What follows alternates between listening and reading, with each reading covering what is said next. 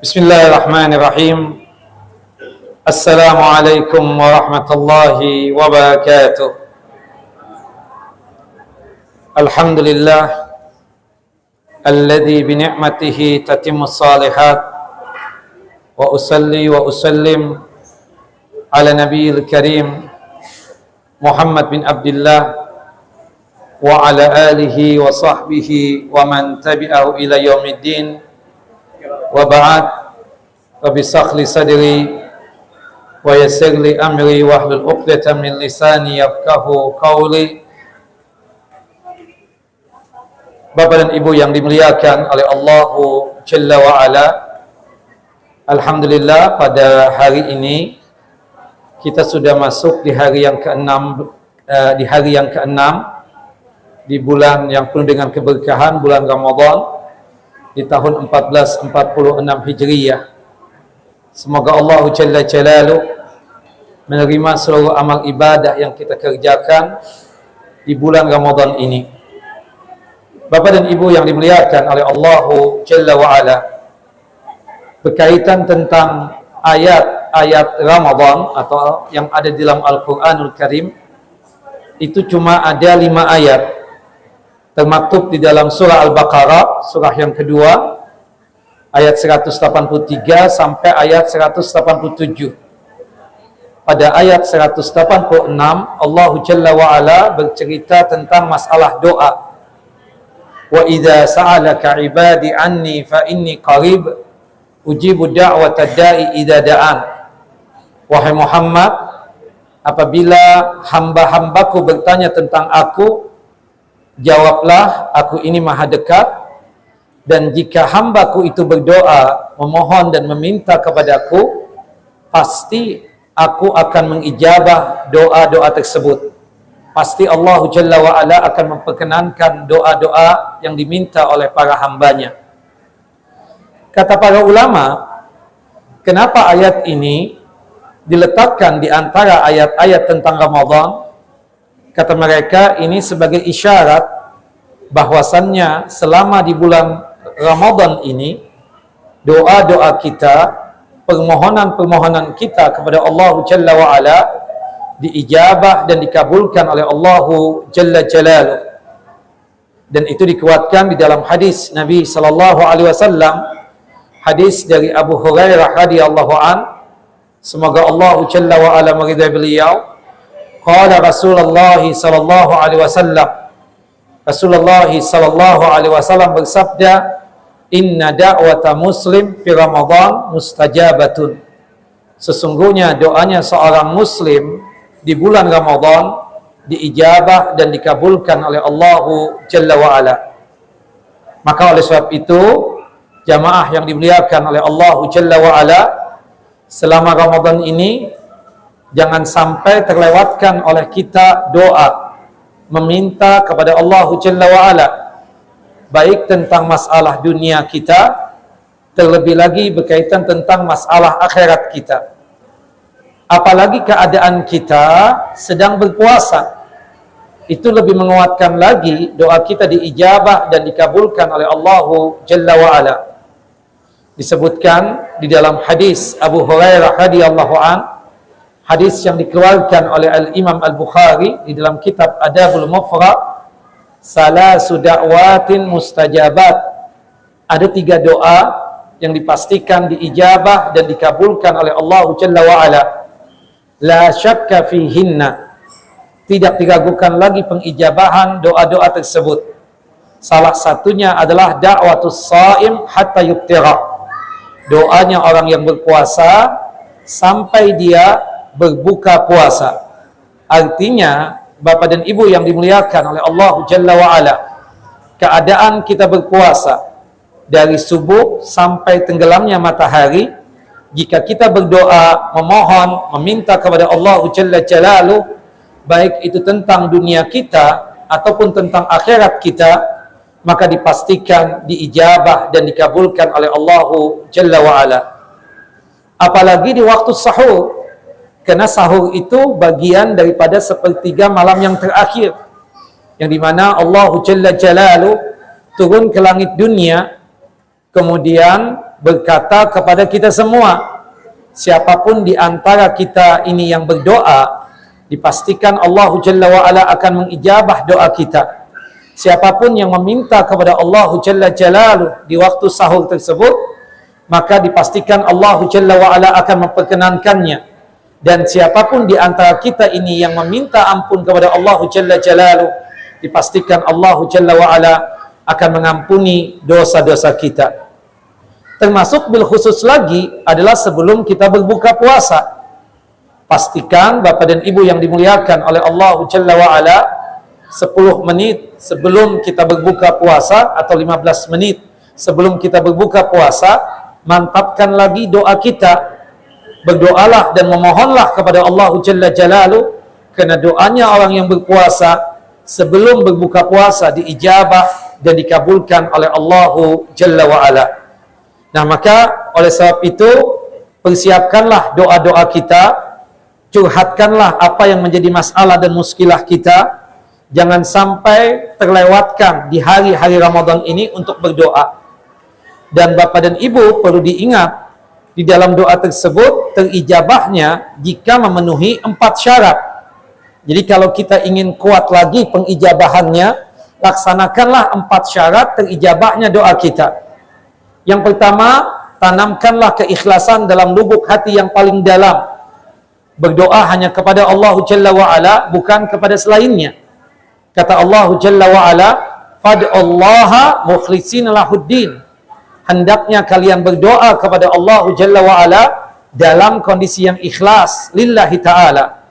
Disebutkan di dalam surah Al-Bayyinah ayat yang kelima, wa ma umiru illa liya'budallaha mukhlishina lahuddin hunafa.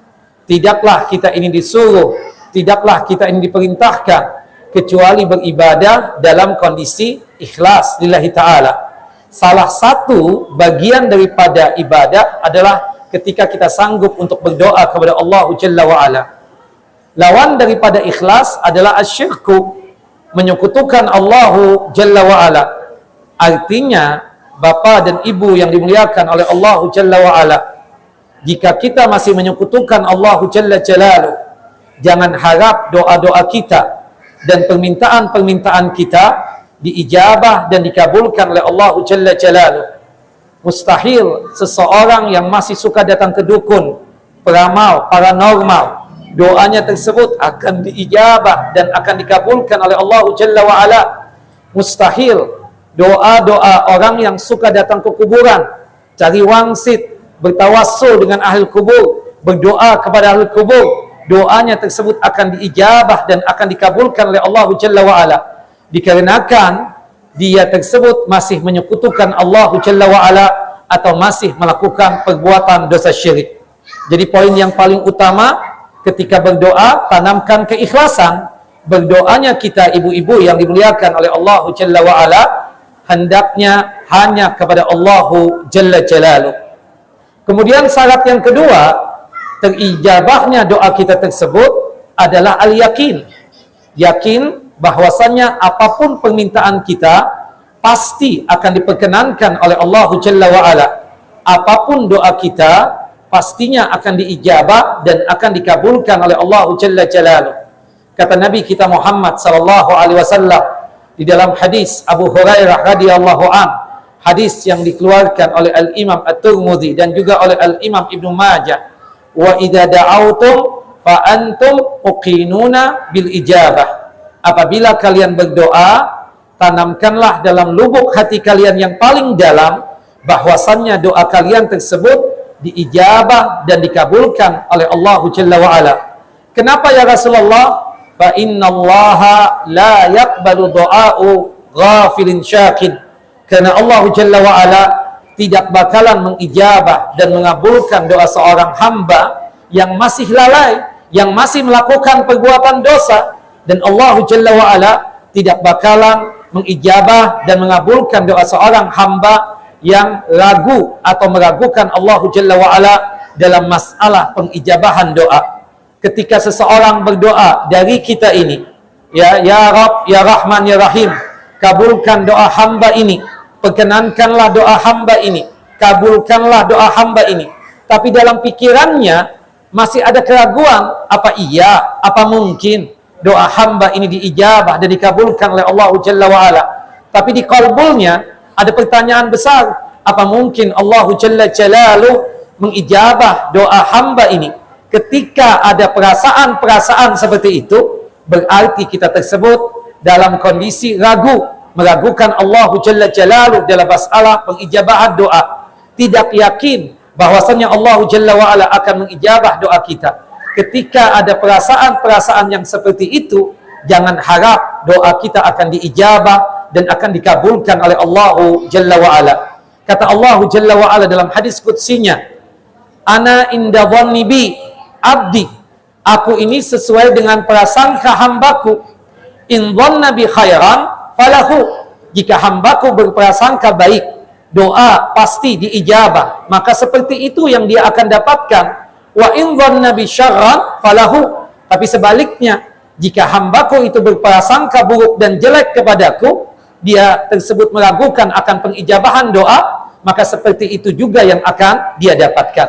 Maka oleh sebab itu, Bapak dan Ibu yang dimuliakan oleh Allahu Jalla wa'ala, jika kita ingin doa kita diijabah dan dikabulkan oleh Allahu Jalla wa'ala, tanamkan dalam lubuk hati yang paling dalam bahwasannya doa kita pasti dan pasti diijabah dan dikabulkan oleh Allahu Jalla wa'ala. Kemudian yang ketiga, Bapak dan Ibu yang dimuliakan oleh Allahu Jalla wa'ala, syarat terijabahnya doa kita, alla yakuna du'a udwanan, mintalah kepada Allahu Jalla wa'ala permintaan yang wajar. Jangan meminta permintaan yang mustahil Allahu Jalla wa'ala akan mengijabahnya. Seperti seseorang berdoa kepada Allahu Jalla wa'ala ingin jadi nabi, ingin jadi rasul, mustahil Allahu Jalla wa'ala akan mengijabah dan akan mengabulkan doanya. Karena kita yakin bahwasannya nabi terakhir, nabi penutup adalah nabi kita Muhammad sallallahu alaihi wasallam. Begitupun juga di antara kita berdoa, ya Rabb, ya Rahman, ya Rahim, kabulkanlah doa hamba ini, anugerahkanlah kepada hamba ini keturunan misalnya, tapi dia tersebut meninggalkan sebab-sebab untuk memperoleh anak, tidak mau menikah, tidak mau kawin. Bagaimana mungkin Allah Jalla wa'ala akan mengijabah doa seorang hamba jika sebab-sebab dari pengabulan doa tersebut tidak dia jalankan dan dia tidak laksanakan? Termasuk juga seseorang dari ibu-ibu misalnya berdoa kepada Allah Jalla wa'ala, ya Allah, izinkanlah aku untuk kembali muda lagi. Yang meminta adalah seorang nenek-nenek. Tidak mungkin seperti itu. Kenapa? Itu sudah menjadi sunnatullah, sesuatu jalan hidup yang telah Allah tentukan. Ketika seseorang sudah menjadi tua, tidak mungkin lagi akan menjadi muda, apalagi menjadi anak kecil.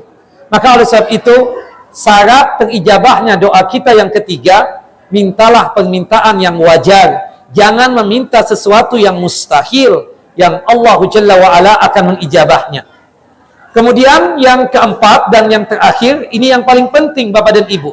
Kalau kita ingin doa kita diijabah dan dikabulkan oleh Allah Jalla wa'ala, ijtinabul haram, menghindarkan diri kita ini dari perbuatan-perbuatan yang haram, perbuatan-perbuatan maksiat, perbuatan-perbuatan durhaka kepada Allah Jalla Jalaluh. Tinggalkan perbuatan dosa, tinggalkan perbuatan maksiat jika ingin doa kita diijabah, terutama berkaitan tentang ma'isyah, mata pencarian kita. Pastikan jika kita ingin doa kita diijabah dan dikabulkan oleh Allah Jalla wa'ala, ma'isyah kita, mata pencarian kita dari sumber-sumber yang halal. Subhanallah, Rasulullah sallallahu alaihi wasallam pernah berkomentar tentang seorang musafir yang mengangkat tangan begitu tingginya dalam keadaan dan kondisi berdoa, meminta kepada Allah Jalla Jalaluh, ya Rabb, ya Rabb, ya Allah, kabulkanlah doa hamba, perkenankanlah permintaan hamba ini. Subhanallah, para sahabat yang ada di sekitar Nabi SAW bertanya, ya Rasulullah, ya, ketika hamba tersebut berdoa, antum berkomentar, fa'anna yustajab, bagaimana mungkin doa dia tersebut diijabah dan dikabulkan oleh Allah Jalla wa'ala? "Ya Rasulullah, kenapa? Ada apa dengan hamba tersebut? Kenapa doanya tidak diijabah dan tidak dikabulkan oleh Allah Jalla wa'ala? Padahal dia tersebut musafir, yang dimana antum ya Rasulullah pernah mengatakan doanya musafir tersebut diijabah, dikabulkan oleh Allah Jalla wa'ala. Dan ketika si musafir ini berdoa dalam keadaan dan kondisi mengangkat tangan sebagai adab etika, ingin doanya tersebut diijabah dan dikabulkan oleh Allah Jalla wa'ala. Tapi kami dengar dari antum bahwasannya si musafir tadi doanya tidak diijabah dan tidak dikabulkan oleh Allah Jalla wa'ala. Kenapa ya Rasulullah? Apa sebabnya dan apa alasannya? Faqala Rasulullah sallallahu alaihi wasallam. Kemudian Rasulullah sallallahu alaihi wasallam menjawab, "Mat'amuhu haram." Makanan yang dia makan haram atau bersumberkan dari sumber yang haram, dari pekerjaan-pekerjaan yang haram, dari ma'isyah yang haram. Wa mashrabuhu haram. Minuman yang dia minum haram atau bersumberkan dari pekerjaan yang haram atau dari ma'isyah yang haram. Wa malbasu haram. Pakaian yang dia pakai haram atau bersumberkan dari ma'isyah dan mata pencaharian yang haram. Wa guziya bil haram. Hidupnya dari sumber-sumber yang haram. Fa anna yustajab. Bagaimana mungkin doanya tersebut akan diijabah dan akan dikabulkan oleh Allah Jalla wa'ala? Maka oleh sebab itu, Bapak dan Ibu yang dimuliakan oleh Allah Jalla wa'ala, satu poinnya, jika kita ingin doa kita tersebut diijabah dan dikabulkan oleh Allah Jalla wa'ala, pastikan tinggalkan yang haram, tinggalkan dosa-dosa, tinggalkan maksiat. Seseorang dari kita ini berdoa, "Ya Rabb, Ya Rahman, Ya Rahim, kabulkanlah doa hamba dan permintaan hamba ini." Tapi lisannya masih bermaksiat, masih suka gosip, masih suka gibah, masih suka dusta, masih suka fitnah. Bagaimana mungkin Allah Jalla wa'ala akan mengijabah dan akan mengabulkan doa sumber yang halal?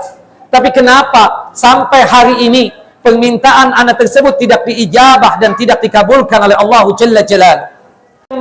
Yang kita merasa sepertinya tidak diijabah dan tidak dikabulkan oleh Allah Jalla wa'ala, maka kata Nabi SAW, ada kemungkinan yang kedua, yaitu apa? Imma yudakhir.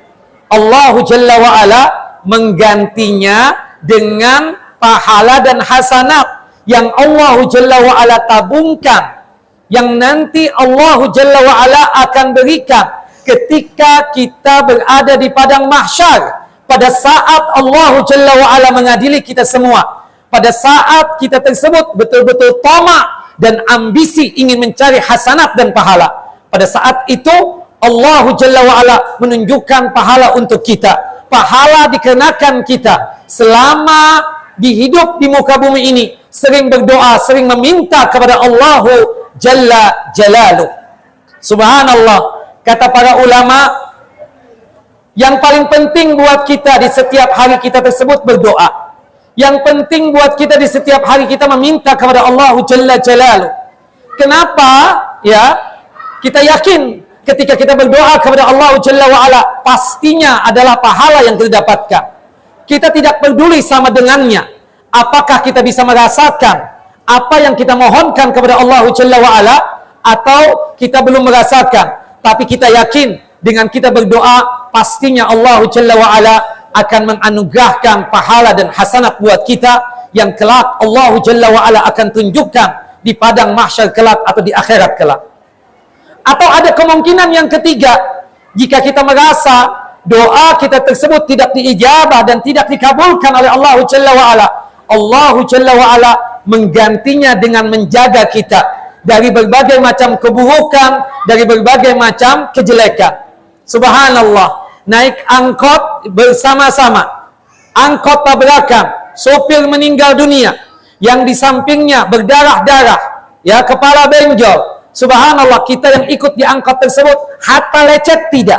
Kenapa bisa sedemikian? Bisa jadi dikarenakan doa kita. Makanya oleh sebab itu Bapak dan Ibu, kalau kita ingin nikmat yang telah Allah Jalla wa'ala anugerahkan kepada kita masih tetap pada diri kita dan masih terus bertambah dan bertambah, maka sering-seringlah berdoa. Karena dengan berdoa tersebut Allah Jalla wa'ala akan selalu menjaga diri kita dari berbagai macam musibah, dari berbagai macam malapetaka. Termasuk bagian doa tersebut beristighfar. Kata Allah Jalla wa Ala di dalam Al-Qur'anul Karim, "Wa ma kana Allahu mu'adzibahum wa hum yastaghfirun."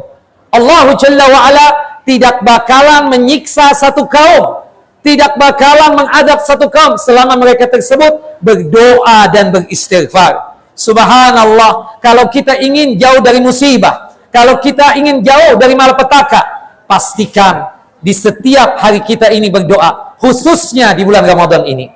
Jamaah yang dimuliakan oleh Allah Jalla wa Ala, sebagai penutup daripada kajian kita ini, Ali bin Abi Thalib pernah mengatakan satu wasiat yang sangat luar biasa berharganya.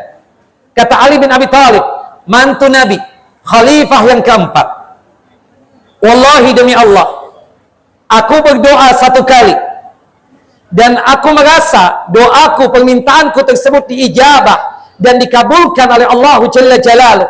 Pastinya aku senang, pastinya aku berbahagia. Kemudian ketika aku berdoa untuk yang kedua kali, permintaannya berbeda dengan permintaan yang pertama. Berulang-ulang aku berdoa, aku merasa bahwasannya permintaanku yang kedua ini sepertinya tidak diijabah dan tidak dikabulkan oleh Allah Jalla wa Ala.